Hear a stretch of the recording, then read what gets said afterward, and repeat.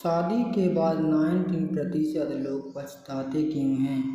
ओशो चंद्रमोहन जैन ने अपने कई प्रवचनों में विवाह, प्रेम और मानवीय संबंधों के मनोविज्ञान पर विस्तार से बात की है। ओशो कहते हैं कि विवाह से पहले लोग एक दूसरे के सामने अपना सर्वश्रेष्ठ रूप मुखौटा रखते हैं। कल्पनाओं की एक काल्पनिक दुनिया तैयार की जाती है, लेकिन विवाह के बाद जब 24 घंटे साथ रहना पड़ता है तो वह मुखौटा उतर जाता है और असलियत सामने आती है। जबकि अवास्तविक अपेक्षाएं पूरी नहीं होती तो निराशा और दुख का मन जन्म होता है। ओशो के अनुसार विवाह अक्सर प्रेम को मलाइकत में बदल देता है। जैसे ही आप किसी को अपना कानूनी अधिकार मान लेते हैं, वहाँ से स्वतंत्रता समाप्त हो जाती है, और जहाँ स्वतंत्रता नहीं है वहाँ प्रेम सांस नहीं ले सकता। जब पति पत्नी एक दूसरे के पर मालिकाना हक जताने लगते हैं तो रिश्ता एक बंधन या जेल की तरह महसूस होने लगता है, जिससे लोग दुखी हो जाते हैं। ओशो विवाह को एक सामाजिक और कानूनी संस्था मानते थे। उनका कहना था कि प्रेम एक जीवंत बहती हुई नदी की तरह है, जबकि विवाह उसे एक स्थिर तालाब में बदलने की कोशिश है। जब किसी जीवंत भावना को नियमों और समझौतों के ढांचे में बांध दिया जाता है तो उसकी स्वाभाविकता और आनंद समाप्त हो जाता है। ओशो के प्रवचनों का एक मुख्य सार यह है कि जो व्यक्ति खुद के साथ खुश रहना नहीं जानता, वह किसी दूसरे के साथ भी खुश नहीं रह सकता। लोग सोचते हैं कि कोई दूसरा आकर उन्हें खुशियाँ देगा, जब दोनों ही पक्ष भीतर से खाली होते हैं और एक दूसरे से खुशी की भीख मांगते हैं तो अंततः दुख और शिकायतें ही हाथ लगती हैं। ओशो विवाह संस्था के पूरी तरह विरोधी नहीं थे, बल्कि वे उस अज्ञानता और जबरदस्ती के विरोधी थे जो लोग इस रिश्ते में लाते हैं। उनके अनुसार यदि दो लोग एक दूसरे की स्वतंत्रता का सम्मान करें, बिना किसी शर्त के प्रेम के और एक दूसरे को बदलने की कोशिश न करें, तो विवाह दुख का कारण नहीं बनेगा।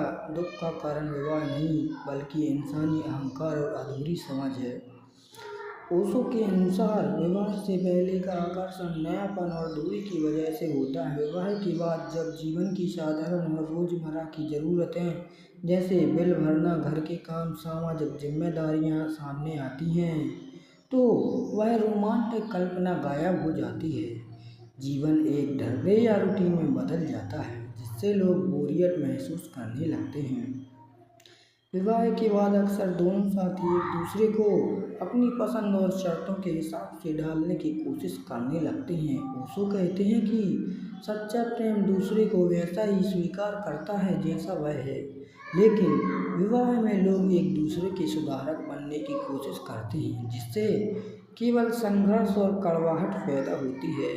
हर मनुष्य को मानसिक शांति के लिए कुछ समय अपने स्वयं के साथ एकांत में बिताने की आवश्यकता होती है। विवाह के बाद अक्सर लोग एक दूसरे के निजी स्पेस का सम्मान नहीं करते। 24 घंटे की निर्भरता और दखल अंदाजी व्यक्ति को मानसिक रूप से थका देती है, जिससे वह रिश्ते में घुटन महसूस होने लगती है। ओशो ने अपनी प्रसिद्ध पुस्तक संभोग से समाधि की ओर में भी इस बात का जिक्र किया है कि जब प्रेम केवल एक सामाजिक कर्तव्य या शारीरिक आदत बन जाता है तो उसमें से पवित्रता और आनंद समाप्त हो जाता है।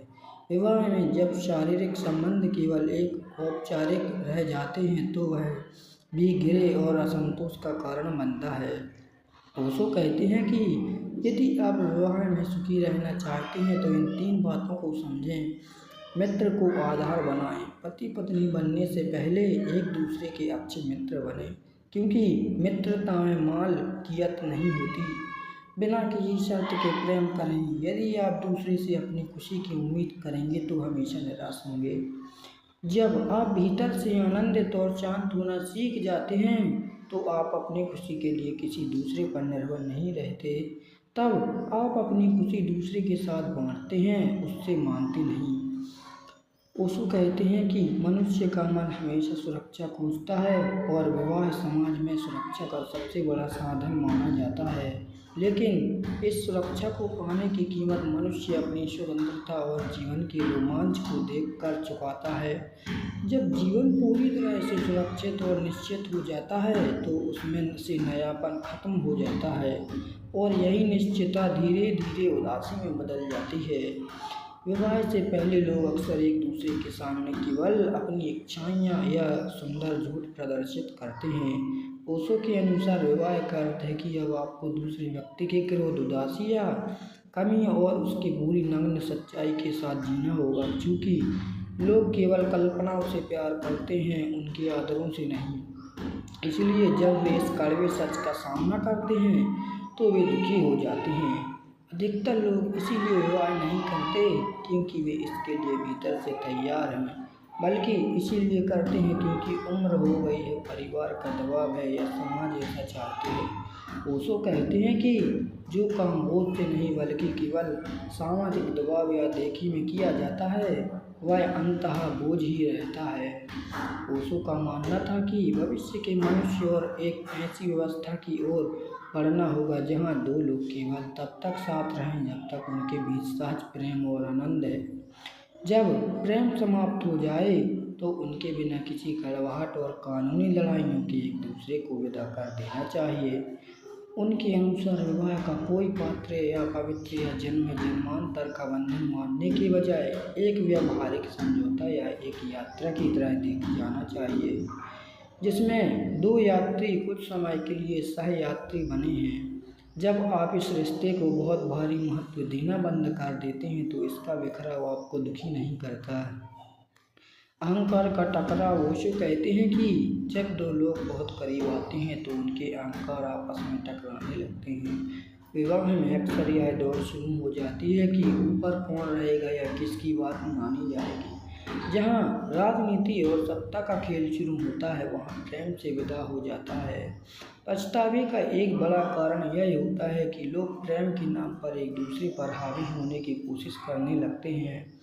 मनुष्य के भीतर एक अंतहीन खोज होती है कि उसे कोई ऐसा आदर्श या परफेक्ट जीवन साथी मिले जो उसकी हर इच्छा पूरी कर सके। ओशो के अनुसार इस संसार में कोई भी परफेक्ट नहीं है। जब लोग अपने साथी में भगवान ढूंढने की कोशिश करते हैं तो उनकी निराशा ही मिलती है। शादी के बाद जब कमियां उजागर होती हैं तो लोग सोचते हैं कि शायद मैंने गलत इंसान चुन लिया, जबकि असलियत यह है कि अपेक्षा ही गलत थी। शुरुआत में जो बातें अनमोल लगती हैं धीरे धीरे वे आदत बन जाती हैं। ओशो कहते हैं कि विवाह के बाद लोग एक दूसरे को टेकन फॉर ग्रांटेड ले लेते हैं। जो आदर और धन्यवाद का भाव विवाह से पहले होता है वह गायब हो जाता है। जब रिश्ते में से अहोभाव या कृतज्ञता समाप्त हो जाती है तो वह केवल एक नीरस कर्तव्य बनकर रह जाता है। ओशो का पूरा दर्शन इस बात पर जोर देता है कि दुख का कारण बाहर की परिस्थितियां या संस्थाएं नहीं बल्कि मनुष्य की अपनी बेहोशी है। यदि आप खुद के भीतर मौन, ध्यान और आनंद को नहीं खोज पाए हैं तो आप चाहे अकेले रहें या शादीशुदा रहें या सन्यासी बन जाएं, आप दुखी ही रहेंगे। विवाह केवल आपकी आंतरिक स्थिति को बढ़ा देता है। अगर आप भीतर से दुखी हैं तो शादी उसे दोगुना कर देती है। यदि आप भीतर से आनंदित हैं तो आपका रिश्ता भी आनंद से भर जाएगा। ओशो एक बहुत महत्वपूर्ण अंतर बताते हैं। प्रेम एक क्रिया है जबकि विवाह उसे एक संज्ञा या संबंध बना देता है। जब आप किसी से कहते हैं कि मैं तुमसे प्रेम करता हूँ तो ये एक जीवंत और बहती हुई प्रक्रिया है, लेकिन जैसे ही आप कहते हैं तुम मेरे पति या पत्नी हो तो वह प्रेम एक कानूनी ढांचे में जम जाता है। जमे हुए पानी में सनन पैदा होने लगती है जबकि बहती हुई नदी हमेशा ताज़ा रहती है। लोग शादी के बाद इसलिए पछताते हैं क्योंकि वे इस भाव को खो देते हैं, अपनी अधूरी आकांक्षाओं को थोप देते हैं। शादी के बाद दुख का कारण एक सबसे बड़ा यह भी बनता है कि लोग अपनी उन इच्छाओं, सपनों या आकांक्षाओं को अपने साथी के जरिए पूरा करना चाहते हैं जो वे खुद पूरी नहीं कर पाए। क्योंकि अनुसार दो लोग अलग अलग व्यक्तियों के अपने अपने भाग्य और अपनी अपनी यात्राएं होती हैं। जबकि एक साथी दूसरे पर अपनी इच्छाएं थोपने लगता है तो वह रिश्ता प्रेम का न रहकर मानसिक प्रताड़ना का रूप ले लेता है। मनुष्य का आकर्षण अक्सर शुरुआत में केवल शारीरिक या जैविक स्तर पर होता है। ओशो कहते हैं कि प्रकृति का काम केवल आपसे संतान की उत्पत्ति करवाना है, इसलिए वह स्त्री और पुरुष के बीच एक तीव्र अंधा आकर्षण पैदा करती है। लेकिन जैसे ही वह उद्देश्य पूरा होता है या शरीर एक दूसरे के लिए पुराना हो जाता है, वह आकर्षण समाप्त हो जाता है। यदि रिश्ता केवल शारीरिक स्तर पर ही बना था और वह मानसिक या आध्यात्मिक स्तर पर विकसित नहीं हो पाया, तो शादी के कुछ ही समय बाद गहरा खालीपन और पछतावा घेर लेता है। ओशो कहते हैं कि विवाह को यदि सच में आनंदपूर्ण बनाना है तो उसे एक मृत्यु चल ग्रोथ साथ मिलकर आत्मिक विकास करने का माध्यम बनाना होगा। विवाह का अर्थ यही नहीं है कि आप एक दूसरे को बांध लें, बल्कि यह है कि आप दोनों एक दूसरे की यात्रा में सहयोगी बने, दोनों अपने जीवन जीने के शिखर को छू सकें। यदि आपका प्रेम दूसरे को बंधनों में मुक्त करवाता है तो वह सच्चा प्रेम है। वह यदि दूसरे को गुलाम बनाता है तो वह केवल अहंकार की तृप्ति है। ओशो का अंतिम सूत्र यही है कि दुखी होने का कारण सबसे विवाह की संस्था नहीं है, बल्कि मनुष्य की वह समझ है जिसके तहत वह दूसरे व्यक्ति को अपनी खुशी का जरिया मान लेता है। जब आप स्वयं के भीतर आनंद का स्रोत खोज लेते हैं ध्यान के माध्यम से, तब आपका विवाह एक बंधन नहीं बल्कि दो मुक्त आत्माओं का उत्सव बन जाता है।